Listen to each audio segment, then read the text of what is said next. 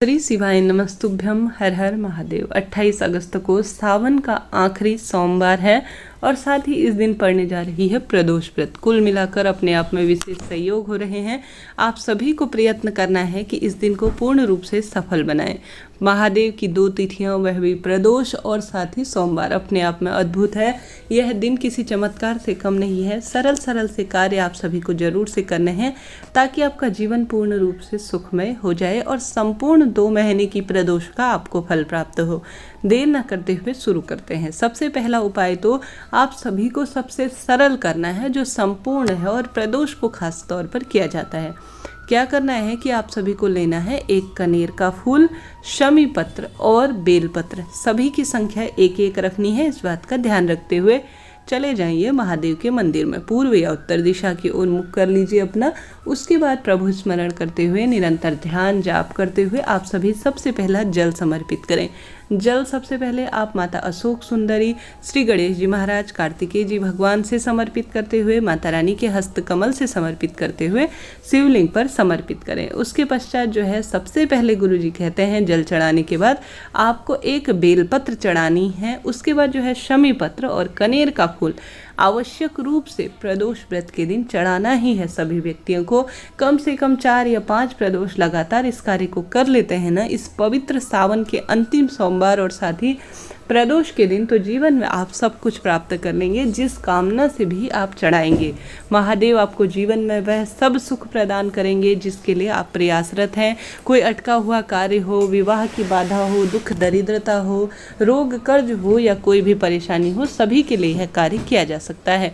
कुछ भी इसमें लगना नहीं है। यह चीज़ें आप शिव मंदिर पर चढ़ी हुई भी ले सकते हैं। कई बार होता क्या है, मिलती नहीं है यह सारी चीज़ें, तो आप सभी महादेव के शिवलिंग पर चढ़ी हुई चीज़ें भी गुरु जी ने कहा है इस उपाय को करने के लिए आप बड़े सरलतम तरीके से कार्य में ले सकते हैं। हमने बात कर ली पहले उपाय की, अब बात कर लेते हैं दूसरा दीपक के उपाय की। गुरुजी कहते हैं आप सभी को आवश्यक रूप से शिव मंदिर में प्रदोष के दिन 1 दीपक उस जो शिव मंदिर की देहली है ना, वहाँ पर लगाना ही है जरूर से। कम 3 या 4 जो है प्रदोष में यह कार्य कर लेंगे तो निश्चित ही आपके भाग्य खुल जाएंगे। पहला दीपक गोलबत्ती का आपको शिव मंदिर की चौखट पर लगाना है। दूसरा दीपक आवश्यक रूप से घर के मुख्य द्वार पर, ऐसा आपको मन में आभास करना है। लंबी बत्ती का यह दीपक होगा कि इससे मेरे घर में वंश वृद्धि होगी, धन संपदा में वृद्धि होगी, रोग कर्ज से भी मुक्ति मिल जाएगी।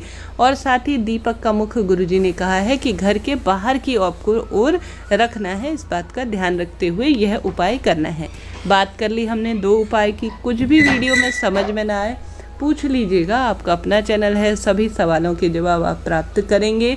और साथ ही चैनल पर नए हैं तो लाइक करें, शेयर करें, सब्सक्राइब करें। यह बात हो गई 2 उपाय की। बात कर लेते हैं तीसरे उपाय की। तीसरा उपाय 5 जगह जल और 5 बेलपत्र का है। यह उपाय अपने आप में सिद्ध उपाय माना जाता है। गुरुजी कहते हैं जब कोई खास कामना हो, खास विवाह की इच्छा हो या कोई भी परेशानी हो, उन सभी के लिए यह कार्य किया जा सकता है।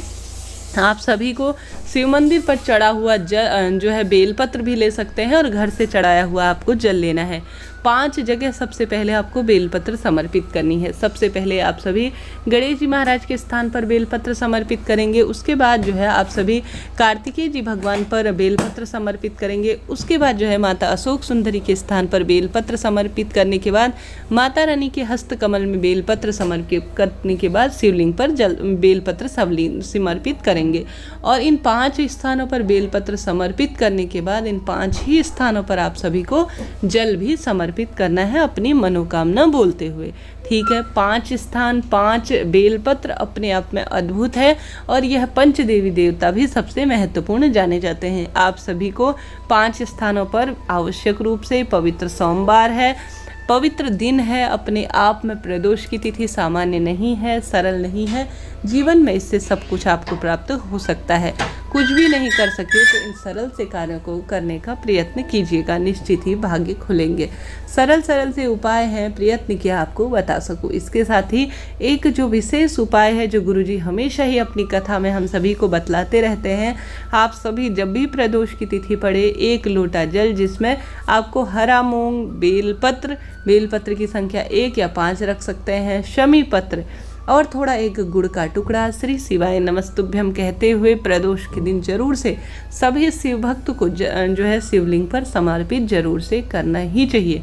यह उपाय अपने आप में अद्भुत है, दिव्य है, सरल है, करके देखिएगा, लाभ निश्चित रूप से मिलना ही है। साथ ही एक गुरुजी द्वारा उपाय यह भी बतलाया गया है कि आप सभी जो है शिवलिंग पर चढ़ी हुई या तो 5 बेलपत्र ले लीजिए या 7 बेलपत्र ले लीजिए, उन्हें किसी मौली या कच्चे सूत से बांधकर आप सभी जो है कमल पुष्प की भांति, कमल के पुष्प का बेलपत्र की भांति अगर आप बना लेते हैं, उनके स्वरूप के रूप में कर लेते हैं और शिवलिंग पर इसे समर्पित कर देते हैं, तो भी आपके जीवन में जो भी परेशानी चल रही है, जो भी रोग कष्ट चल रहे हैं, कमल के पुष्प के समान गुरुजी कहते हैं आपका जीवन समृद्ध हो जाएगा, धन संपदा से भरेगा और किसी भी तरह से परेशानियां पूर्ण रूप से खत्म हो जाएंगी। तो इस उपाय को भी इस पवित्र प्रदोष के दिन कर सकते हैं। सरल सा उपाय है, लाभ आपको अनगिनत मिलना है, इससे दुख दरिद्रता का भी नाश हो ही जाना है।